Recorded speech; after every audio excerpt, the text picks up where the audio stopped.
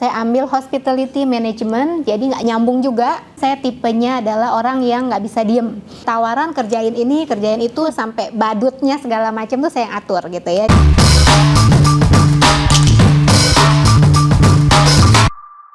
Oke teman-teman, sekali lagi semangat pagi ya. Tentunya selamat datang dan welcome di salah satu segmen lanjutan dari Rekrutmen Podcast bersama dengan Master Agency Builder Club Community. Dan tentunya di tengah-tengah kita juga sudah kehadiran dua teman kita yang juga luar biasa dan pastinya keren banget. Gua mau kenalin dulu yang di tengah ya teman-teman. Namanya adalah Mbak Kartika Gunawan. Hai. Iya, dan kurang excited kayaknya. Hai semua, selamat pagi. Oke, dan tentunya juga beserta dengan teman kita juga yang di konten sebelumnya juga udah pernah sharing bareng ya dengan Brother Zul. Halo guys, all of you. Ya, jadi I think kalau untuk nama gue nggak perlu kenalin diri lagi ya. Nah, jadi teman-teman segmen ini adalah segmen yang ngebahas insight, tips soal rekrutmen dan juga how untuk bisa build tim di distribusi agency. Dan di tengah-tengah kita Mbak Kartika atau yang akrabnya dipanggil dengan nama Mbak Ika, benar? Betul. Ya, jadi backgroundnya unik ya, dan nanti I think Mbak Kartika akan jelasin langsung ke kita semua. Jadi mungkin mau nanya dulu kabarnya. Gimana kabarnya Mbak Kartika? Oke? Fine. Fine. Jawabnya masih singkat ya kayaknya. Harap semuanya sehat ya pastinya ya. Semua sehat ya, gak usah khawatir. Ini udah vaksin udah 2 kali, udah 3 kali. Oke, dan tentunya brother kita satu ini Bro Zul gimana? Wah, fantastic, always me. Selalu gitu. Nah, jadi mungkin karena seperti segmen ini nih Mbak Kartika kan pasti udah diinfoin ya. I think kita mau tahu dulu nih dari teman-teman di sini. Jadi mungkin untuk teman-teman agent, leader kita di Manulife Indonesia pengen tahu lebih detail backgroundnya dulu deh, backgroundnya Mbak Kartika. Oke.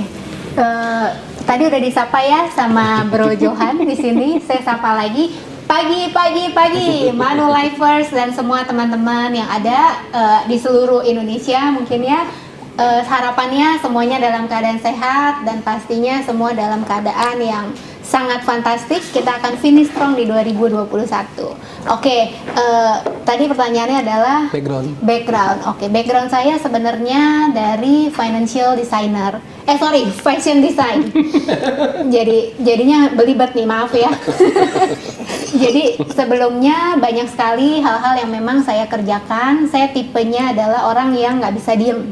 Jadi semua ada tawaran kerjain ini, kerjain itu. Jadi saya tuh banyak yang saya kerjakan. Jadi sebelumnya fashion designer, kemudian beralih ke wedding organizer, and then ada lagi event organizer, anak-anak kecil gitu pada ulang tahun, umur 1 tahun, saya bikinin yang namanya goodie bag-nya, saya bookingin tempatnya. Jadi eventnya tuh sampai badutnya segala macam tuh saya yang atur gitu ya. Jadi memang background-nya seperti itu, fashion designer. Kuliahnya di mana? Kuliahnya adalah perhotelan. Saya ambil hospitality management, jadi nggak nyambung juga begitu pulang ya. Abis saya sekolah hospitality management, kemudian mencoba untuk saya apply kerjaan di hotel, ternyata nggak balik modal tuh, gitu ya. Memang sih nggak balik modal ya, tapi selain itu kalau perhotelan kerjaannya adalah shifting. Jadi kalau dapat shiftnya malam ya pulangnya besok pagi, berarti kan nggak pakai tidur tuh. Jadi hidupnya akan kebolak-balik gitu ya. Jadi memperhatikan hal-hal tersebut, akhirnya saya ngambil yang namanya fashion designer karena memang keluarga saya buka yang namanya toko gaun pengantin, gaun pesta. Jadi saya meneruskan gitu. Waktu itu namanya adalah Kartika Couture. Jadi saya desain, orang datang ya, kemudian dia bilang, Kartika saya akan ada pesta nih. Lalu saya tanya, pestanya di mana? Kemudian eventnya seberapa besar? Baru saya bisa bikin desainnya. Seperti itu. Oke. Jadi mungkin garis merahnya adalah dari membuatkan gaun sesuai kebutuhan, sekarang menjahit kebutuhan financial untuk keluarga Indonesia. Oke. Ya, jadi ini juga menarik sih teman-teman. So yang membuat Mbak Ika mau explore nih di dunia baru kan, which is itu insurance. Apa nih awal mulanya deh? Oke. Jadi awal mulanya itu adalah karena saya pada saat gabung itu masih usianya 24 tahun ya. Masih milenial sekali. Jadi saya masih mencari jati diri. Sebenarnya saya maunya apa ya dalam kehidupan ini? Maunya apa sih, kok gue kerjanya banyak banget tapi kok gue hasilnya segitu-segitu aja gitu.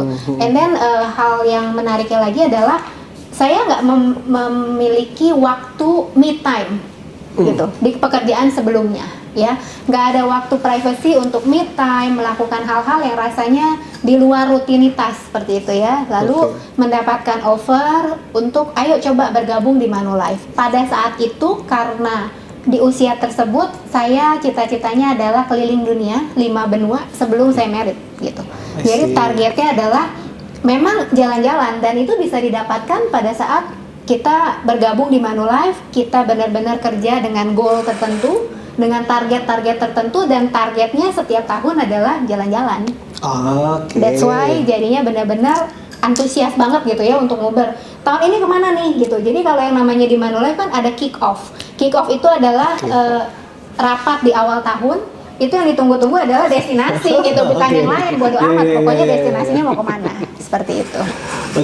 Jadi suka banget traveling, apalagi gratis. Itu udah something ya. Nah, jadi gini, Mbak Ika, kan tadi juga udah info kenapa tertarik ya, dan berarti udah berapa tahun ya? 14 tahun. 14 tahun. 2008, 2021, yes, hampir 14 tahun. 14 tahun, oke. Nah, sekarang kan dirimu kan juga sedang membangun tim, dan timnya pun juga terus bertambah nih, Mbak Ika.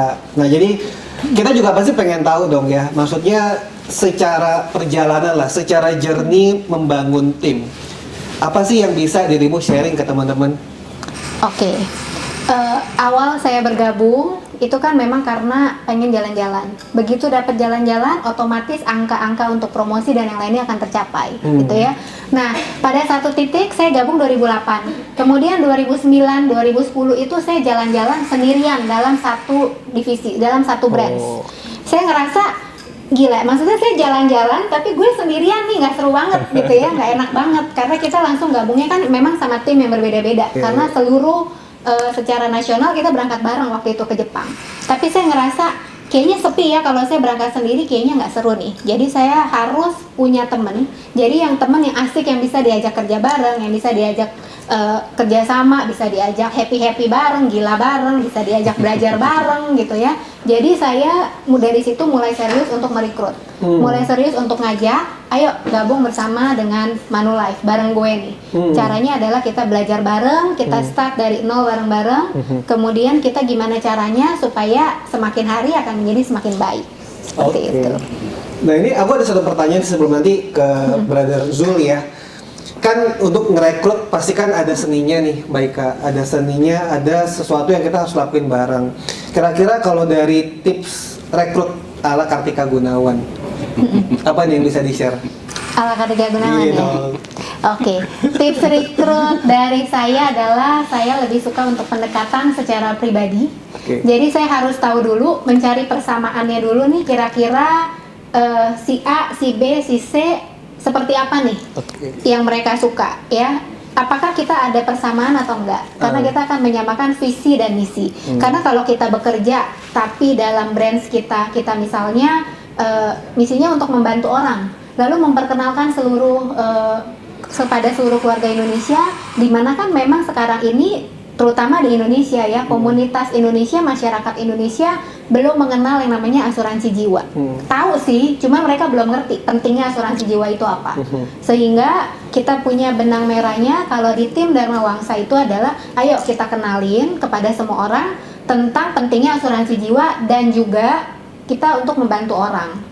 Selain untuk membantu orang, kita merekrut orang, harapannya adalah kehidupan orang yang kita rekrut itu akan menjadi lebih baik daripada sebelumnya. Seperti itu. Karena kalau kita rekrut tapi kehidupan orang itu masih tetap sama, kemudian nggak menjadi lebih baik gitu ya, kayaknya saya ngerasa di situ saya fail. Fail untuk mendevelop orang tersebut untuk menjadi pribadi yang lebih baik. Seperti itu. Keren banget ya teman-teman. Nah jadi di sini juga sudah ada Zul, nah sebagai support system ya dan juga dengan role-nya sebagai recruitment specialist. Apa sih dari lo sih bro, Yes.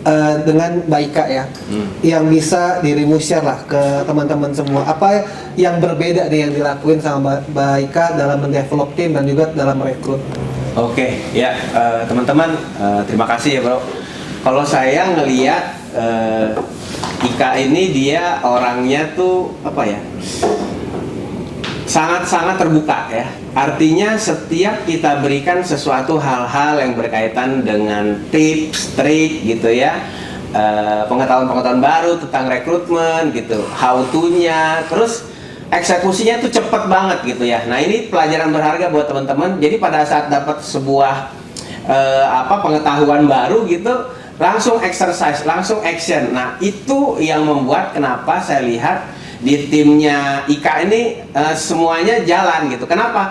Karena Ika-nya sendiri dia menjadi role model. Dia sendiri membuktikan kepada orang lain gitu ya bahwa gua ngomong ke lu, tapi gua udah kerjain gitu. Artinya dia melakukan itu karena dia sudah kerjakan. Makanya nggak heran di timnya beliaunya sendiri ya, teman-teman tahu ya kalau di life insurance itu kan ada yang namanya MDRT ya, Million Dollar Roundtable.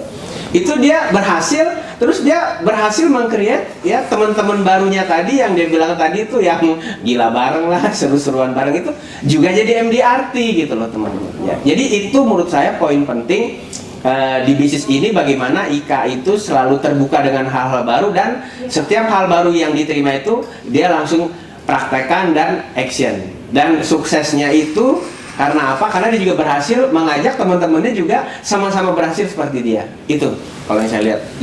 Keren banget bro.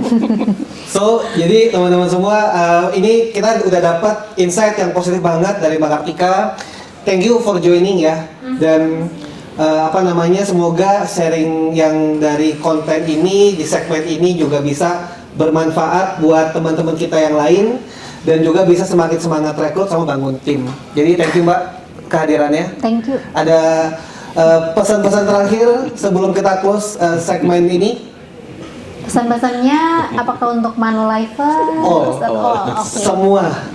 Oke, pesan-pesannya adalah teman-teman di luar sana yang rasanya masih mencari jati diri nih, Cie, gue ngomongnya berat, jati diri, bukan jati diri ya, mencari passionnya itu di mana. Nggak ada salahnya untuk coba bergabung bersama kami di Manulife, karena di Manulife itu selain kita mendapatkan income, kemudian jalan-jalan seperti yang tadi saya sudah sebutkan, kita mendapatkan pengembangan diri yang luar biasa banyaknya. Kita bisa belajar banyak hal dalam kehidupan, benar-benar ya, dalam kehidupan kita nih sebagai manusia pada umumnya gitu ya, pada realnya menjalani kehidupan itu seperti apa. Itu benar-benar kita mendapatkan pelajaran yang luar biasa di Manulife. Oke, jangan tunggu momen yang lainnya, segera ambil kesempatan, ayo bergabung bersama kami di Manulife Indonesia. Oke, jadi thank you banget Mbak Kartika, thank you banget Bro Zul, dan semoga sampai ini juga bisa makin bermanfaat, terutama untuk teman-teman yang sedang membangun tim ya dan sedang eksplor banyak hal. Feel free untuk bisa join segera dan pastinya bangun tim seperti Mbak Kartika. Jadi stay tune terus dan nantikan konten-konten berikutnya di segmen khusus Rekrutmen Podcast hanya di channel ini. Thank you teman-teman dan stay tune terus. Oke, bye-bye. Thank you teman-teman semua. Bye, kita bangun tim ya, bukan jualan. Oke, thank you teman-teman. Yeay!